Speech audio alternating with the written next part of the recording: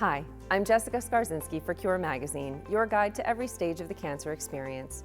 Here's a look at what's inside our 2020 Winter Hematology special issue.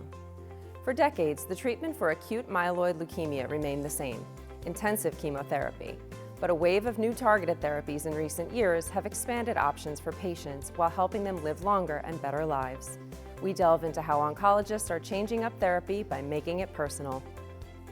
Next, eyes are on immunotherapy for patients with relapsed and resistant diffuse large B-cell lymphoma. Our feature story discusses new treatments beyond tried and true chemotherapy. And what does an 11-year-old have in common with some of the country's exceptional oncology healthcare professionals?